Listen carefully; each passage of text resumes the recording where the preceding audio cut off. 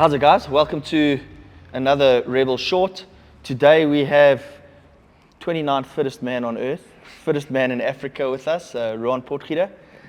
Ruan, thanks for coming through. We chatted a bit before the games and said we were going to do this. I think it's really cool for people to understand the experience, what's different. Welcome. Thanks again for having me and inviting me out. Always happy to chat and share anything we go through. So always privileged to be here, man.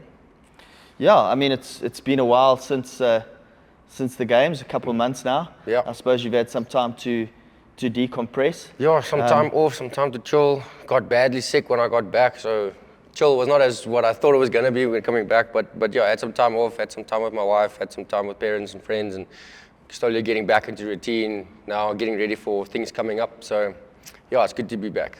I missed the weather, to be honest. Like the weather in Texas, we're just talking about it now. The weather in Texas was something to experience. If nobody's been there, it's hot. We don't know what hot is if you haven't been in Texas. It's really hot. Yeah, I mean we were there and it's warm. It's hot. It's humid. It's a very different sort of very experience. Different type of heat. Yeah. And then going, I mean, from my experience, I'm sure it's tough for you guys, even more so as athletes. Really hot outside. Really cool inside. Yeah, the amount of that was one thing that really was it was difficult to navigate the weather. As soon as you're outside, it's like a gush of wind, but it's just pure humidity hitting in the face. And then again, we used to competing outside here in Joburg, outside events on rugby floor and grass outside in the sun, but it's not to the same degree at all. And then when you go into the arena, it's cold. You stand there long enough, not doing anything, not warming up. You actually want to put a jacket on because to keep it cool, it was too very extreme. So to train, compete in that weather was really challenging, and never thought that would impact as much as it did. So it definitely played a role in, I think, how we competed and the results of each event. Like it really made a big difference. Big difference. Yeah. Yeah. I mean, let's go back to the start. Long way to get there. Yeah. Like. Big flight. Yeah, it was a long What was flight. your prep like building into that? So obviously leading up to, I think we spoke a little bit in our last class, kind of how I was training leading up to it, and then the flight was very long. Luckily, we did leave with enough time before the games landed. I think we landed 4 or 5 days before the competition actually started. So I had enough time to quickly just get kind of used to the heat. Okay, this is what it's going to be like. All right, I had each day I had 2 training sessions, prep, go through some of the movements, some of the workouts that released. So really just trying to move quick, move fast, make sure the body is cool. Any niggle I had, my coach was there. He was massaging my leg or my gut or my arm, whatever was kind of a little bit stiff or sore. So I was in high spirits and all keen. The day before registration was very exciting because it's okay, it's going to happen tomorrow. I'm going to experience, have that athlete feel, go into the big arena, go in to meet some of the guys. That was a really fun time. Seeing some of the athletes there, I actually bumped into Patrick Vellner, and he spoke to me because of our experience at Alfit at Egypt. He was like, "Hey, Ruan, it's nice to see you. Well done at semifinals. Keen to watch you compete." And I'm standing there like a little girl, Pat Vellner's talking to me. That was really, really cool. And I talk to Brent casually every now and again. We competed against each other at Alfit last year. So it was nice to see some faces, nice to speak to some of the athletes there and go through that experience. We have registrations here, you get your bag and then you kind of go to your area. But the process of you walk in, sign in, then there's people's jobs were literally just to stand and show you're going this way. And that's what they did the whole day. 4 or 5 stations of standing here, you're going this way, you're going that way, you're going this way. So it was really cool, the amount of effort and setup that each individual that was part of the games crew, this is what you're doing, this is where you're going. Then you go and you speak into the mic, pronounce your name, so the people when they're broadcasting, this is how you pronounce your name. Then you sign an electronic device, this is what your signature is going to look like. Then you walk through, there's a tour guide basically walking with you and talking about this at the games, this is what you can experience, this is kind of where you're going to go. You get your kit, you had a changing room, massive. The closest we've gotten was at semifinals this year. That was really cool. And then this was just 3 levels above that with all the stuff we got, with all the things. And that was really cool. Signing a wall with all the athletes' names on it. I think Dave Castro even personally, you get a shirt and then they patched up your flag on your shirt. So he personally patched up some people's flags. Really cool having a chat with him every now and again. So the whole like experience was really cool getting there, and then day one happened, and it's I loved the first event. I was really nervous actually in the beginning because the guys, when they ran, we started like 15 meters ahead of the girls, and it's a mass start. It was not 15 seconds and Tia Toomey passed me. it was insane. Like, you see the stuff on TV and then you're like, yes, when you're there in person competing next to these athletes, I could not believe. I was thinking maybe like 200 meters. You know, I know Tia is fit, but maybe I'll just stay ahead a little. It was not even 15 seconds and I saw Tia run right past me. So I was like, these guys are running at a very impressive and incredible pace. So I tried to keep up as much as I can, but just slowly but surely they just kept going. So I think, like, from the men's side at least, I was last 15. So I was maybe like in the last kind of half. And there was a lot of people that got in the water before me, because when I got there, you could see the open lake and you could see all the heads and the arms. So I was like, yes, this event is not going how I wanted it. What pace were you running out of interest? Like, yes, what was your... I think I was running that, what was it? We did a 3 and a half, 4K, almost 4K, 3.5K, something like that. 3.2, 1.8 swim or something, 800 meter swim and a 4.2. Yeah.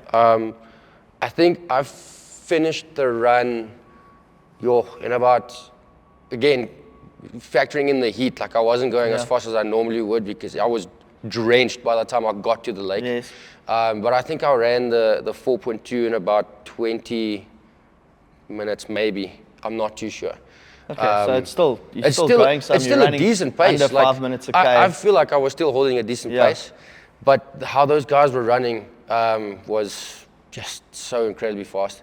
And then the swim, I just kind of like, I was more confident in my swimming, and I was shocked when I got out the lake and I finished the event in 5th.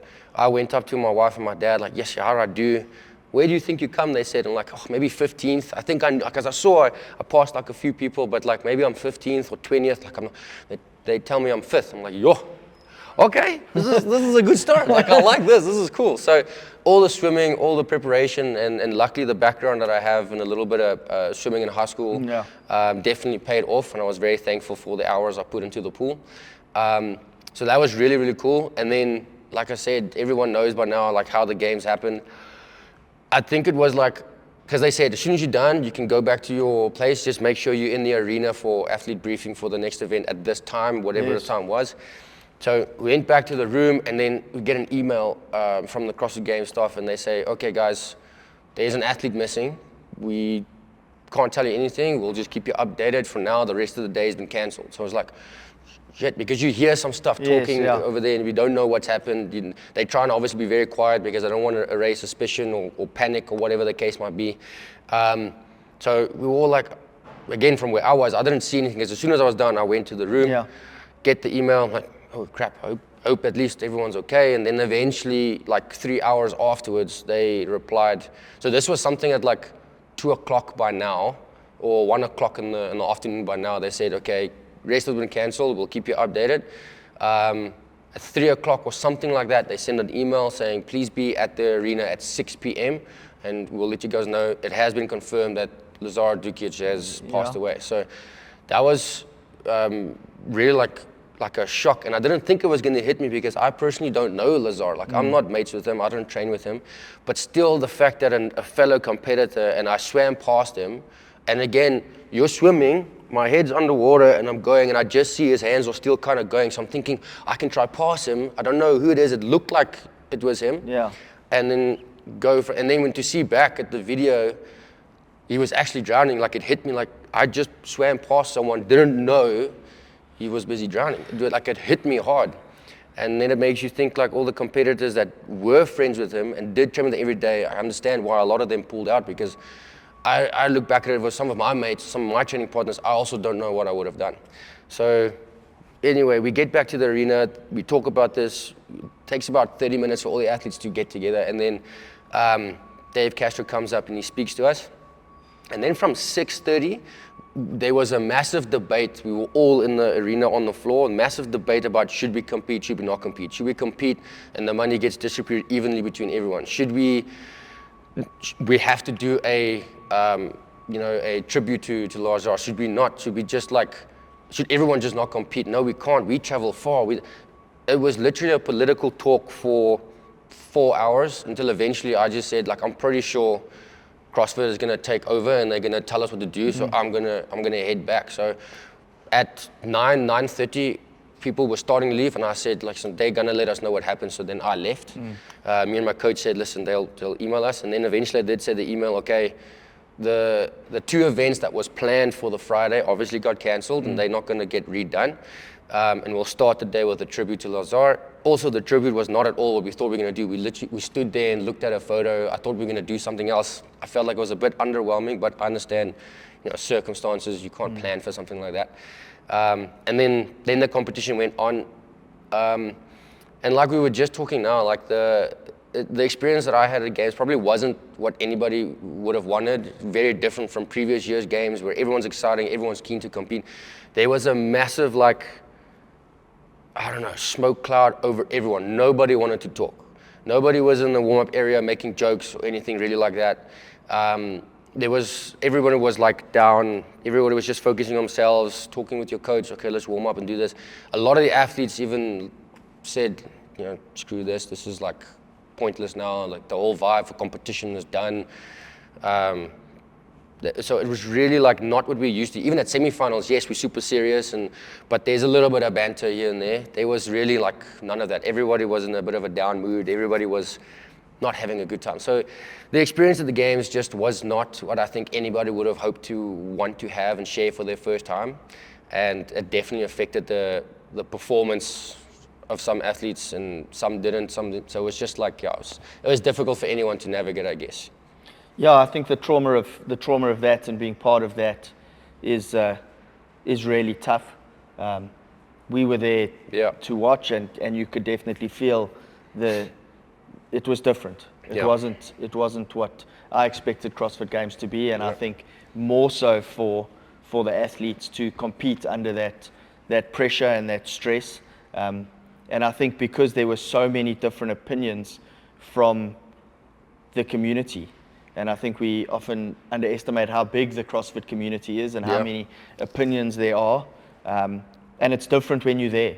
And I think that's something that unless you were there, you wouldn't have experienced that feeling and what it felt like to be there. But I think nonetheless, you had a pretty decent games. There were some highs and there were some lows. Like I said, I didn't expect to have 2 top 5 finishes at the game. So obviously I work hard. I trust my coach who knows what he's doing, and he called a few things here and there. But it was still the fact that it's at the games. You look up to these guys. You look at these events. You don't think the first time going that you'll have 2 very good performances.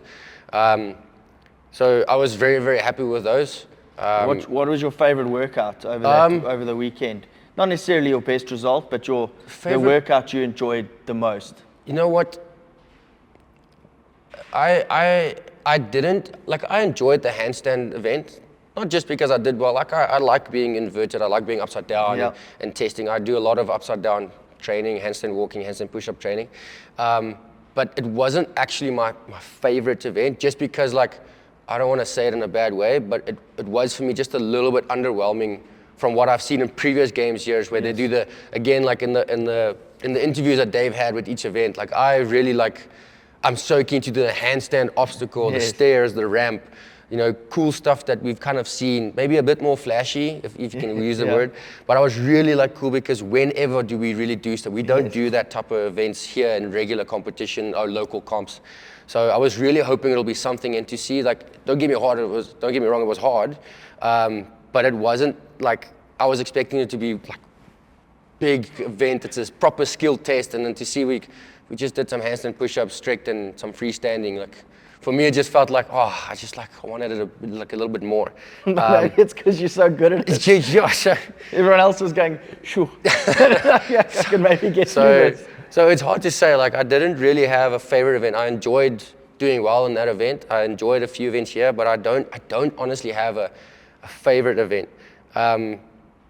This will probably sound contradictory, but the first proper event we did with the deadlifts and the GHD, with the rope climb and the ski, and that for me felt like CrossFit Games. That for me was a CrossFit Games event. For what we saw, like the immense level of pain that I felt doing that workout, like don't get me wrong, that workout sucked. It really hurt a lot. My back blew. My midline was, I couldn't do a rope climb. I felt like I was going to fall off because of the GHD. It's also something we don't do enough in local comps. If you're an elite athlete, you train them, but like to do them at that intensity next to the top heat, because I had a good placing in the first event. So I'm in the last heat, and to see those guys go, like that for me felt like, okay, I'm at the CrossFit Games. It was really cool. So I enjoyed the atmosphere of that event. Yeah. And like to go completely opposite side, like my least favorite event, just because it was so boring, was that Chad 250, where we did the 1,000 step-ups. That just sucked because it was just monotonous, the whole thing, step over, step over, step over, step over, for almost an hour. It was not fun. And with that 50-pound ruck, so that's almost like 25 kilograms on your back, it really just drained the life out of me. And you can only think about certain topics or concepts, or think about what your wife made for breakfast, or think about what your dad's going to make for dinner for so long before so that workout I really didn't enjoy it, just because it was so boring. It just was so boring. Anyone can do it. I saw a lot of people, actually, some friends of mine set up some boxes and they did it while they were watching. Afterwards, you see some videos. So that was kind of cool to see people do it, but to actually be there and do it, like for me, that was just, I hated that workout so much. Yeah, I think that was a tough. And I can imagine, like, tough to watch. Like, what do? You just sit there. Yeah, I mean, we came in a bit later to watch it. Like, stadium was empty. Yeah. So it was nobody wanted to watch 250 step overs. Like, it got no. a little filler a bit later, but it was a really, I suppose, such a mentally tough workout. And I suppose it's a hero workout, and that's the concept behind it. I love it. Which was cool is, I don't know if a lot of people know or what the documentary did do, because the Burry Bros did release a documentary. But what did touch everyone, and definitely touched me a little bit, is that the hero workout, Chad, his wife, she came through and addressed all of the athletes and had a nice big speech. It was very emotional, because also she did touch and correlate it with the death of Lazar, and how you deal with pain, and how you think about this, and how all of this kind of transpires into what we try to like put forward as an event and community driven thing. So that was really nice. Like, I really thought it was nice, and it was very impressive that she can come and talk about that to everybody. So that was nice, but just my honest opinion, I did not like doing the event. It sucked. That's it. Yeah.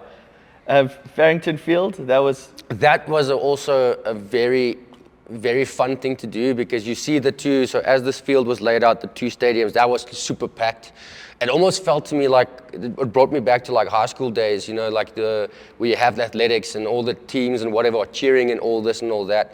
So it just looked really awesome. It looked really sick. The vibe sitting on that. The last time I was on an AstroTurf really was like 3 years ago, and the last time I ran on an AstroTurf for like points or in a competition was in high school, which is now almost 10 years ago. So that was really cool, nostalgic, and to kind of do that again next to some of the guys, like being like shoulder to shoulder. And I must tell you, like that start off, I'm not a very aggressive guy, but you can see the competition. I was like trying to stay in front, and guys were bumping me. So I'm trying to put my frame next to these big guys. I'm trying to like just stay ahead. And then as soon as that buzzer went and the gun went off, instantly I just shrunk, and the guys were straight in front of me. Like I had no chance. But it was still super fun to do that event. That event also, the 1.6K run, really hurt, because the pace, I PB'd my 1.6K.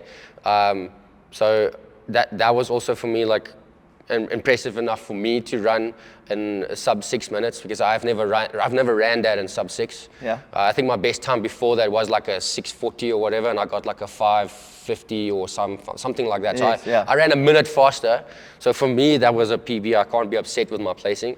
And then with those jacked legs and your feet are sore from running hard, then doing the star run on your, like, that was also really cool. But it was just like everything's burning and sizzling in your legs. But it was really fun. Like, I'm keen for something like that to happen in local comps, just for people to kind of feel what that felt like, running and then running with something heavy. Something heavy. It was really cool. How heavy was that bag? How did it look more awkward than It just heavy? was awkward with those fingers coming out. It actually wasn't so heavy. I think it weighed like 45 or 50 kilograms, 45, 50, it wasn't super heavy. It was just awkward, and your legs are tired from that run straight before. But it was a super fun event. Again, like that event for me, I enjoyed more the teams event, even though it was super. They also did a run, and then they did that sled. I also felt like, from what I've seen in the CrossFit Games before, they have really cool running events with the snail. They have really cool running events, and then rope climb and run around them. So that for me was also like, the second part was a little bit underwhelming.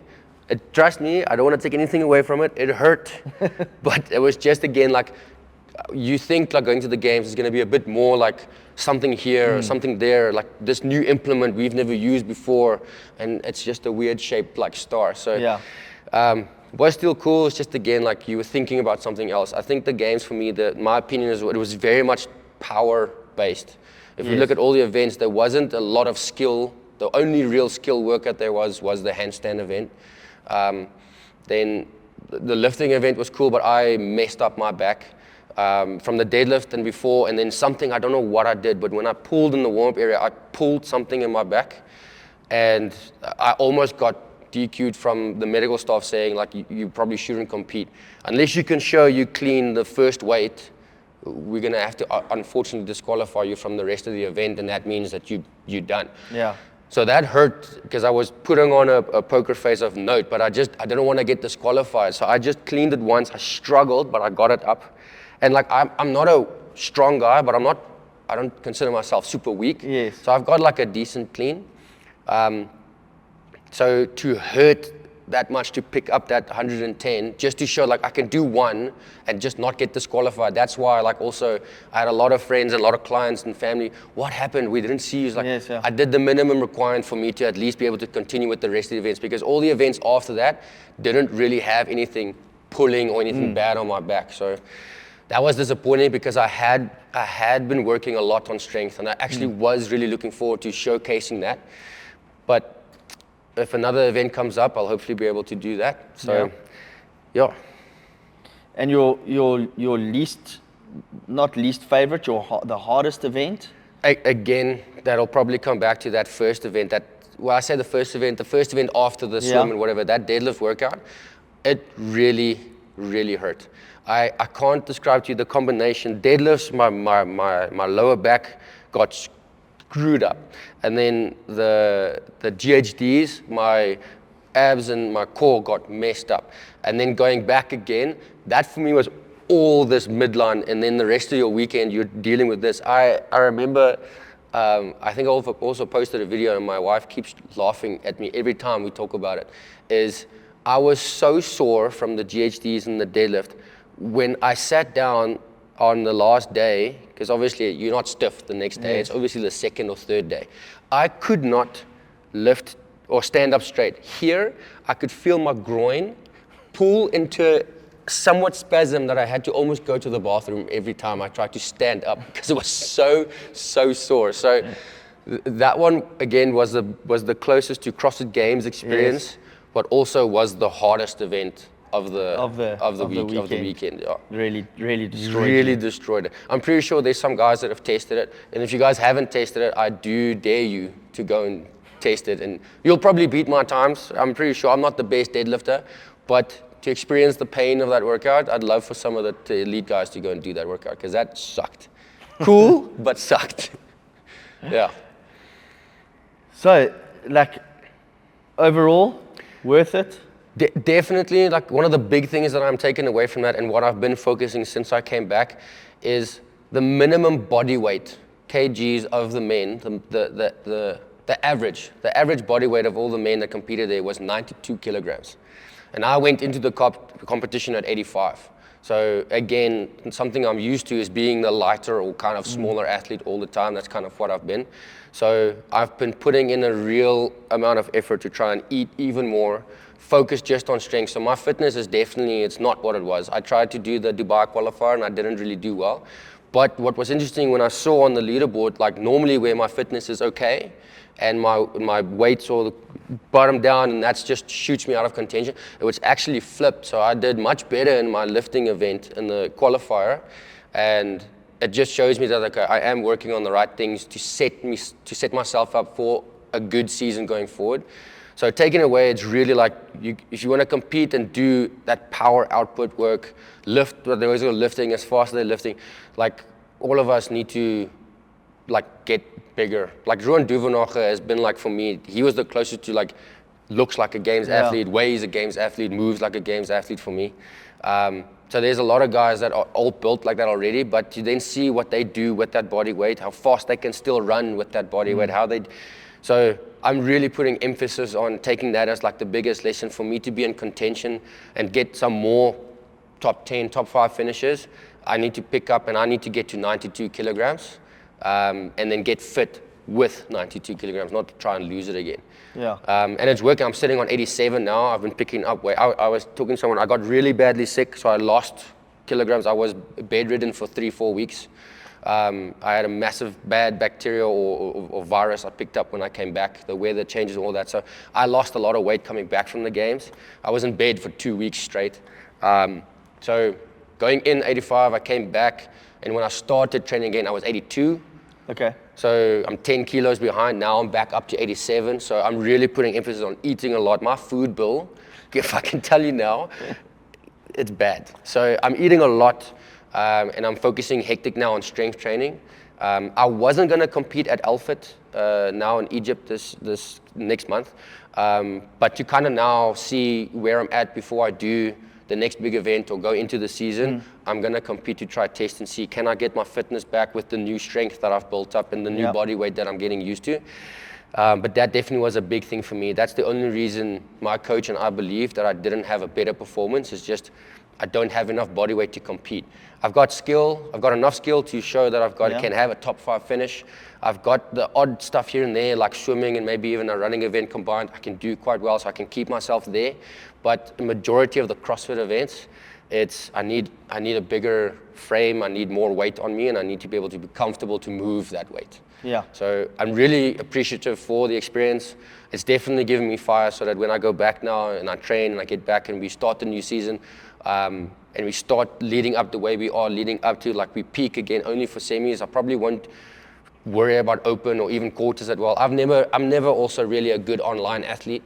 I tend to do much better in person. So peaking when we're supposed to peak and be in prime fitness, physical condition when I'm supposed to, with the new body weight, that's the main focus for training up until we have semifinals to qualify for it again. Okay. Yeah. Awesome. Good to hear you back and keen again. Yeah, every year, keen every year. It never stops. Every year you want to get better. So qualified now, the goal is to try qualify again and then to go from there. I don't know how true it is. My coach did actually speak to Dave Castro quite a bit. Again, this is just the opinion. This is what I heard. I don't know if it's true or not. But they did speak about there's a possibility that Africa, at least for the men's division, they're in talks of having 2 qualifying positions. Oh wow, that'll be really cool. So that'll be really cool for us. I think everybody will then be pushing really hard, because then 2 guys might be able to represent. Again, I don't know how true it is. It's just what I heard when I was there. They were talking about it. If it happens, really awesome. If it's not, everybody's still trying to chase that qualify. One spot. Yeah. Yeah, I do think it is. I do think it's really tough for us in this region to have one spot, because it makes it so much tighter. Yeah, and there's so much mistakes. on the line. No mistakes for one athlete to be able to qualify. So I definitely think that would help if we could have some more athletes. And we're there. We're getting there. We're there and thereabout. Yeah. So yeah, I'm hoping this next season's even better. I think if you manage to win that semi and qualify again, a bit of experience under the belt always helps. I think it's hard to be a rookie in your first games. I think, and even like we speak now, this games I don't think was anything that anybody wanted, hoped, or thought would happen. So it was a difficult games for various different reasons. So hopefully, like trying to qualify. If we qualify, there's a lot of guys that are hungry and want it as well. And I love it, because you want that competition. So hopefully qualifying next year, it'll be a much better experience going into the games. So, I mean, Ruan, now you're focusing on strength. There's a bit of pre-season. Yeah. Can you let us know just a little bit about like what that season will look like moving towards? I mean, obviously you've said you're working on strength, then you're going to do L-Fit. When do you start doing that? What is your week looking like? Are you only doing strength programming, or are you mixing it up and still doing some CrossFit? Yeah, so like I said, I got super sick when I came back. I really was keen to try start training. Obviously, body wasn't ready. But after about 4 or 5 weeks, slowly starting to train, it's mostly been like eating a lot and doing maybe one workout a day. One workout of like 15 minutes to 30 minutes. It usually ranges between those, just to kind of maintain some sort of level of fitness. But most of that has been working like accessory work, trying to work, I don't want to say like bodybuilding training, but kind of like a little bit of bodybuilding training accessory to try to put on some size and some mass. And it's been a lot of, like, again, odd object lifting. The heavy dumbbells hurt me in the games. I'm going to try to do some heavy dumbbell stuff. It's been a lot of weightlifting, a lot of squatting, a lot of pressing. So a lot of isolated kind of like strength training, Olympic lifting. So it's a lot more focusing just on that. So almost like every week it's 2 to 3, possibly 4 weightlifting, Olympic lifting sessions, and 2 a day bodybuilding kind of like accessory type sessions to really just focus on size and mass. So I've not been doing fitness. Only now for the past 2 weeks have I started getting back, and once me and my coach now last night, we had a talk to confirm, because I was really on the fence about doing L-Fit or not. I don't really want to go compete if I don't feel like I'm ready. And he said, no, we need a competition. Let's see where your fitness is at. So literally only last night we confirmed that we're going to compete. I'm going to compete at L-Fit in Egypt. So now it's back to starting now. Today I basically started, or yesterday. It's about 3 to 4 workouts a day now. And, okay, so and the weightlifting right back up. Not necessarily the weights in the workouts, because again I'm not conditioned for the level of fitness, but I'm doing a lot of running and eating more, so I don't burn off the weight I'm trying to put on. So it's a lot of running. It's 2 to 3, some days 4 workouts, and it's now, instead of 4, it's now going back to about 2 weightlifting, Olympic lifting sessions in the week. So it's a lot of training. And those 4 sessions, I mean, are they CrossFit? Is it like a? Yeah, it's like a general good mix of everything. I would say everything we do call it CrossFit, because CrossFit is kind of everything, right? So yeah, I've got some Metcon type stuff. Yeah, I've got some Metcon type stuff. Like I said yesterday, I had a big running workout. It was a 40-minute running, 50-minute running workout. So it's, some of them are very isolated or monostructural running or just biking or this. Some of it are CrossFit, so 3-4 movements in the workout. Some of them are just skill-based, one movement. So it really is, it's like a good mix of kind of everything to make sure I can work on as much as I can leading up to any competition, because that's how we prep for any competition. Yeah. Like when we prep for semis, we did a lot of different volumes of different periods of workouts. So it's kind of getting back into that, because I only have a month now to try and get fit. Like I'm fit, but I don't personally feel competition fit. Yes. So I'm really trying to do everything I can to quickly speed up the fitness as much as I can in this month. And then literally it's there to see, okay, what was good, what was bad, and take that into going next season for semifinals, because that's the ultimate goal here until we have another big competition or qualify or go to games or whatever it is. So that's kind of a typical week right now. It's 3 to 4 workouts a day, and it's about 2 to 3 Olympic sessions a week. Okay. And apart from eating, I suppose, like, recovery is important. How do you manage that? Do you work a full-time? Yeah, recovery is very hard for me in general. Coaching job. Yeah, I coach from the morning 5 a.m. up until 7 p.m. at night. So if I want to have any sort of balance, I do want to spend time with my wife when I get home. Like, she makes my day better. It's just fair that I want to give her some time when I come home as well. I don't get to see her during the day. So it is like I wake up at 4 every morning, and then I start coaching at 5. I've got 3 or 4 hours back to back of coaching, and then I have my first training session only. And then I have another midday kind of coaching session. Then I try to squeeze in about 3 hours of training before I start coaching in at 4. I've got one session, I train again at 5, and then I coach in my last session, 67. So it's a full day of work, fitting in training where I can, and then I only get home again at like 7:30 after I lock up, clean up, or whatever it is. So then it's dinner, and then like I try to stay awake. Sometimes I'm talking to, I'll never forget the one time I was talking to my wife, and she had a very interesting story talking about school, and she's a teacher. Yeah.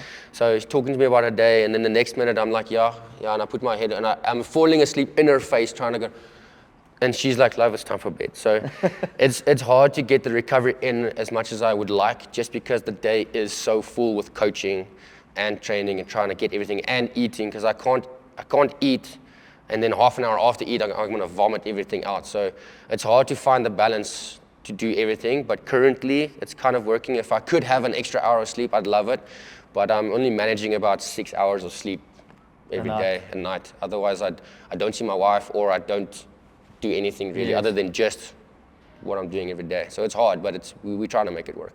And other recovery stuff, ice baths, compression boots, that sort of stuff. Do you use anything like that? I don't really. I do some stretching, not as much as I should. Well, I'll put that publicly out there. I probably don't stretch as much as I should, but I do now. Am starting to stretch a little bit more. I'm testing it out to see. My wife, as an early birthday present, again, thank you, love. She bought me an Airwave. So to see if I can use that, she bought me 3. So 2 for performance training, see if I can help get more oxygen in, and then she got a recovery earpiece. So I'm sleeping with that. It just allows more oxygen in. To be fair, like I've only used it 2 nights now, so I don't know if it's actually doing something. But and if I'm sitting at home, or if I'm sitting on a rest day, I do have a rest day, I'm just sitting in with the mouthpiece, breathing. So that's all I technically have time for. And then I do have an ice bath that I'll probably set up when it gets a little bit hotter. It's just not warm enough yet for an ice bath that I'll try that. But yeah, probably only December-ish I'll start setting up and start using that going forward. But yeah, recovery is little at the moment, just because there's only so much hours in the day, and when it's filled up with so much coaching and training, it's hard to get to everything. Yeah. Cool. Yeah. Well, awesome to hear you back on it, full blast. And you took the time off after the games. Yeah. Is that it? Like now it's flat out until semi-finals next year? I honestly have, so I've been competing, I've been training for 9 years. I've never really taken an off season. So this is the first time that I have like put fitness to a side and just and because it's like the abruptness essentially of trying to compete now at Alpha, to make sure like I want to check where I'm at before the season starts.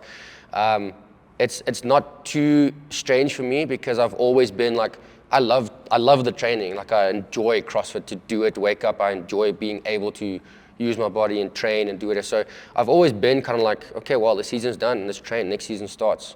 So it's always been just train throughout the year. This is just the first time now with my coach and everything that we've said we took like 2 or 3 months now to focus on strength.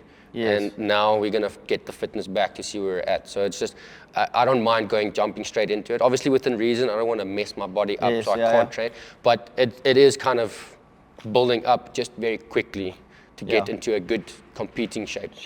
And no holidays, no, did you go away? If you go away, what does your training look like then? I normally do sneak in. My wife doesn't like it, but she understands it's part of who I am and what I do. When we go away or whatever it is, I make sure wherever we go to, there is a gym. So I can try train, even if it's just 1 hour, 1 session a day while we're on holiday, I try to do something. But I generally don't go away actually that often. I bet my clients would love for me to go away more, but I generally don't go away that often. I do have one little weekend coming up now at the end of this weekend, where me and my wife are going to have some little time going to like a bush for a weekend away. And I promised I won't train for that weekend. So she's probably excited about that. But yeah, it's kind of like all go back to normal, keen to compete to see where I'm at, and then let the next season start. Thank you, Ruan. Yeah, I appreciate your time and telling us a little bit about your experience. And we hope to see you back there next year. Yeah, thank you so much. With some more top 5 finishes. Let's try. Let's qualify. Let's go through the stages. Let's try and qualify, and then we'll just give our best. That's all we can do every time. Awesome. Thank you so much for your time. Thank you.